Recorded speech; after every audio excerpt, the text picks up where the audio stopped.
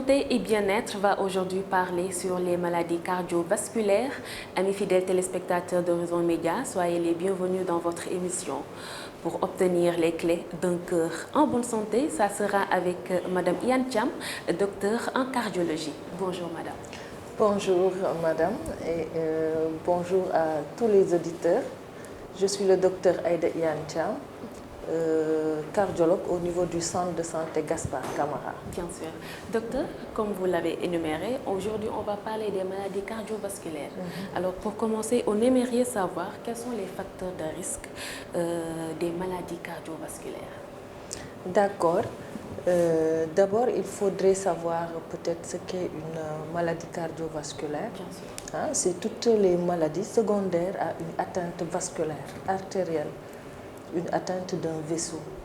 Ce vaisseau peut être obstrué comme il peut éclater également de manière terre à terre, si on peut l'expliquer comme ça. Maintenant, parmi les maladies cardiovasculaires, il y a les accidents vasculaires cérébraux, les AVC, il y a les crises cardiaques, il y a même les maladies oblitérantes des membres inférieurs, etc., etc. Donc les facteurs de risque, on peut les sérier en deux parties. Il y a des facteurs de risque modifiables et des facteurs non modifiables. Parmi les facteurs non modifiables, on peut citer l'âge. Et pour mieux comprendre, par exemple, chez une femme qui a plus de 60 ans, on dit que cette personne a un facteur de risque cardiovasculaire, a des chances de faire une maladie cardiovasculaire, une atteinte vasculaire en tout cas. Les hommes également, au-delà de 50 ans, ont un risque de faire. Donc cet âge-là, on ne peut pas modifier. Par un traitement, on ne peut pas diminuer l'âge. C'est pourquoi on parle de facteurs de risque non modifiables. Donc il y a l'âge, il y a les antécédents familiaux également. Une personne, un homme ou une femme qui a un parent, une maman, un papa qui fait un AVC avant 50 ans a un autre facteur de risque également. Donc toute personne qui a un parent qui fait à l'âge, qui fait très tôt un accident vasculaire cérébral ou une crise cardiaque, cette personne-là doit savoir qu'elle a également un facteur de risque. D'accord? Donc il y a également les prédispositions. Il y a des familles qui sont disposées à avoir ce genre de maladie. Donc parmi les facteurs non modifiables, on peut citer l'âge, les antécédents familiaux et les prédispositions, entre autres. Maintenant, il y a des facteurs de risque maintenant qui sont modifiables, qu'on peut changer avec un traitement ou un comportement.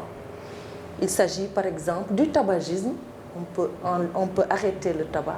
Il s'agit du stress, de la sédentarité, du diabète, de l'hypertension artérielle, entre autres. En tout cas, ce sont les facteurs de risque modifiables les plus communément cités et les plus fréquents.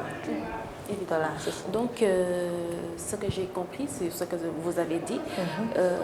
Les maladies cardiovasculaires, si on a un certain âge, par exemple moi qui a 28 ans, peut-être que je ne pourrais pas avoir cette maladie. Par exemple, un AVC ou bien une arrêt cardiaque. À 28 ans, si on prend un exemple type, à 28 ans, on va essayer de stratifier le risque de la personne. Par exemple, à 28 ans, il n'y a pas de risque âge. Parce que le risque âge, c'est la femme commence à 60 ans. Mais une personne qui a 28 ans et qui est diabétique a un facteur de risque. Et si vous êtes hypertendu, vous avez un deuxième facteur de risque.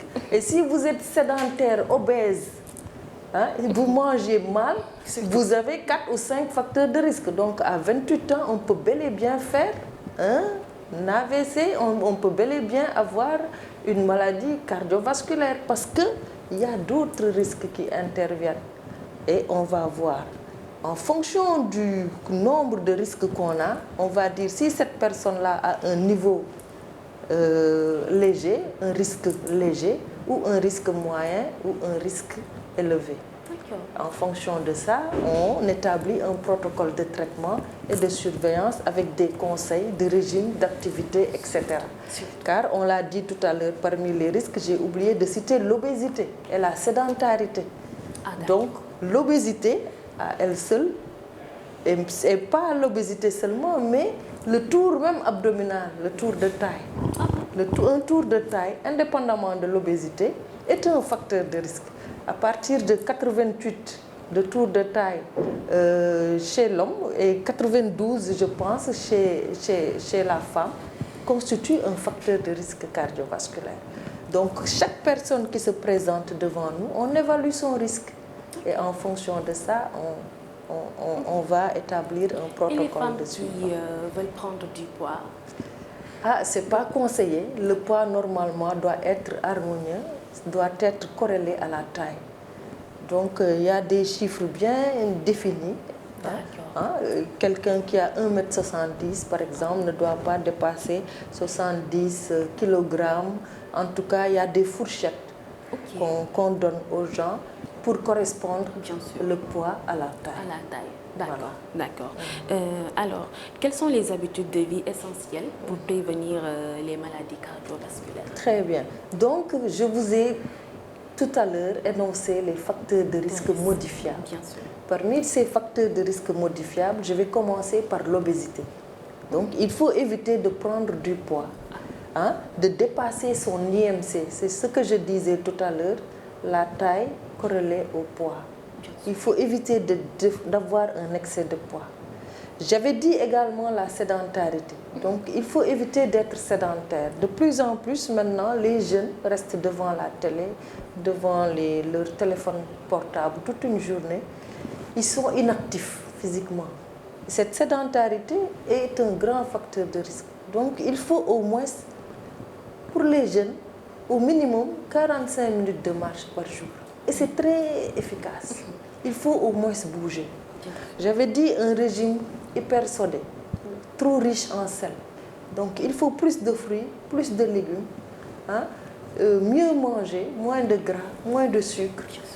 Donc, bien bouger, bien manger, comme on le dit. Bien sûr, il faut surtout bien les femmes bouger, qui prennent bien de l'âge. manger. Voilà. Et j'avais dit également qu'il y avait des facteurs de risque à partir de 60 ans chez la femme. À partir de 60 ans chez la femme, c'est parce qu'il y a la ménopause qui intervient et que les hormones de la ménopause protègent un peu contre les maladies cardiovasculaires. Donc, une fois que la ménopause est installée, cette protection n'existe plus. Donc, c'est plus chez les femmes qui sont ménopausées, qui doivent être plus regardantes par rapport à leur hygiène de vie, à leur activité, à leur régime alimentaire. Bien manger encore, bien bouger, éviter tout ce qui est alcool, tabac. Et pour le tabac, il faut arrêter. Il n'y a pas de diminuer. Il faut arrêter, il faut se faire aider pour arrêter carrément et lutter efficacement ou bien suivre efficacement son diabète ou son hypertension. Car ce sont les deux facteurs de risque qui nous posent le plus de problèmes. Ce sont des maladies chroniques qui sont là, le plus souvent très mal suivies ou pas suivies du tout. Donc, il faut que ces patients-là puissent équilibrer leur tension ou leur diabète. Ensuite, le reste, c'est... Bien sûr, bien sûr. En parlant du menu que la femme âgée doit suivre, quels conseils pourriez-vous donner à cette tranche d'âge de 60 ans, à l'âge du ménopause? Le régime alimentaire. Régime alimentaire, bien sûr. Donc, il faut un régime équilibré. Et un régime équilibré, c'est quoi? C'est dans un plat de déjeuner, par exemple, il faut qu'il y ait assez de légumes. Il faut qu'il y ait un peu de protéines, de glucides, lipides, comme on le dit, légumes, graines, viande. Il faut plusieurs choses à la fois. Il faut prendre un fruit au moins après chaque repas. Il faut beaucoup boire, pas trop de gras, pas trop de sucre, etc. Et bouger. Il faut essayer, en tout cas le plus régulier possible, d'avoir un régime en tout cas équilibré. Et heureusement, maintenant, avec les réseaux sociaux et tout, on peut entrer dans Internet, voir quels sont les régimes, quels sont les plats les plus équilibrés, et puis concocter des recettes soi-même, cuisiner soi-même, éviter les boîtes de conserve par exemple, éviter de manger dehors. Il faut cuisiner soi-même. Comme ça, c'est de cette manière-là qu'on peut contrôler ce qu'on mange, la quantité de ce qu'on mange. Et voilà, en tout cas, c'est le conseil principal. bien manger encore, bien bouger. Sûr, bien sûr. Et non stress, pas de stress. Bien sûr. Et si on parle de l'exercice physique par rapport aux maladies cardiovasculaires, quel rôle jouent les exercices physiques? C'est très important, c'est aussi important que les médicaments, que le régime alimentaire, que toute autre prise en charge. Ça fait partie intégrante de la prise en charge de ces types de maladies. Il faut impérativement une activité physique. Même chez les personnes qui sont vraiment malades alitées, on leur propose des activités physiques qu'on appelle réadaptation cardiovasculaire. Ce sont les médecins parce que c'est important.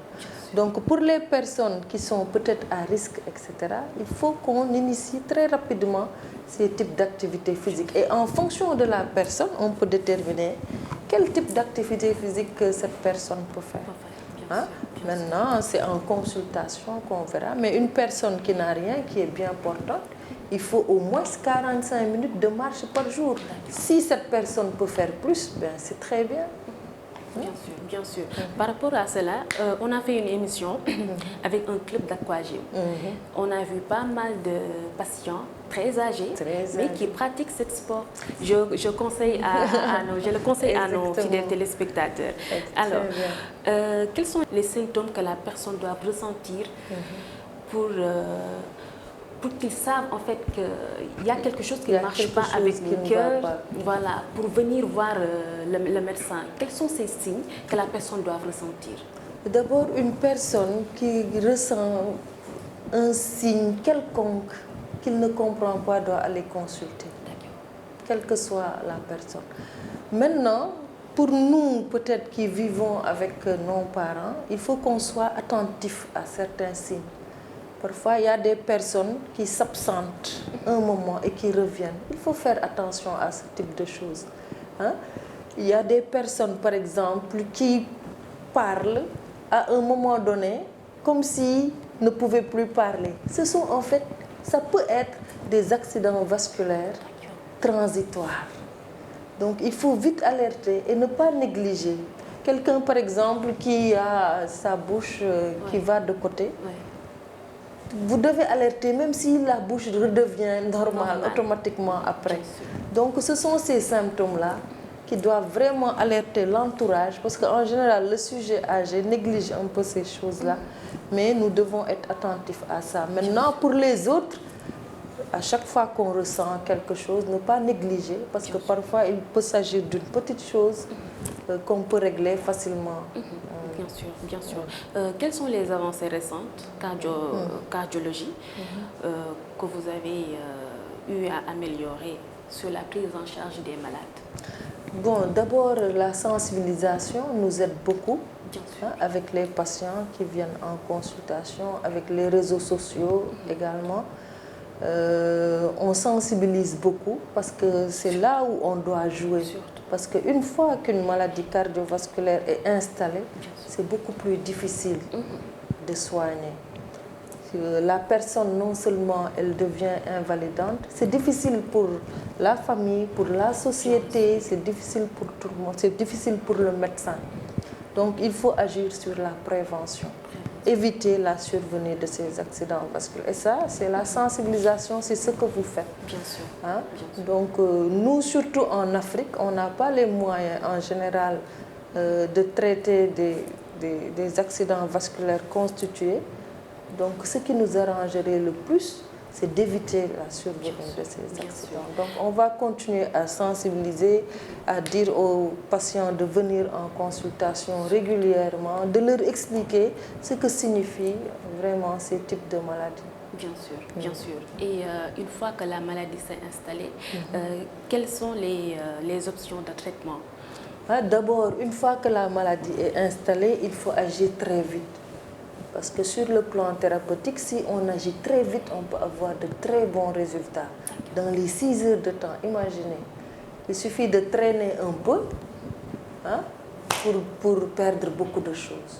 Donc il faut agir très vite. Quelqu'un qui a mal à la poitrine, il ne faut pas attendre au milieu de la nuit, il ne faut pas attendre le petit matin pour aller l'amener à l'hôpital. Quelqu'un qui a mal, il faut l'amener à l'hôpital. Bien sûr. D'accord? Il faut agir vite, c'est ça. Maintenant, Une fois que cette phase, après ce sont les médecins qui vont prendre le relais, ensuite ça sera la famille pour les rendez-vous, les suivis, les conseils, etc. Mais ce que je peux donner en tout cas comme conseil, c'est qu'il faut vraiment agir vite. Agir vite, bien sûr. En parlant de conseils, puisqu'on est au terme de l'émission, donnez-nous encore des conseils spécifiques que vous pourriez donner surtout aux femmes. Aux femmes, voilà. D'accord. Maintenant, il y a peut-être quelque chose que je n'ai pas parlé. Les femmes en âge de procréer qui utilisent les pilules contraceptives également, il y en a qui constituent un facteur de risque. Il faut qu'elles soient plus attentives également par rapport à leur tension artérielle, par rapport aux autres facteurs de risque dont j'ai cité, la sédentarité, la consommation de tabac, alcool, tout ça, parce que le fait de prendre encore des pilules augmente encore ces choses. Donc il faut être plus attentif. Ça, c'est le premier conseil. Le deuxième conseil, c'est vraiment, il faut changer de mode de vie.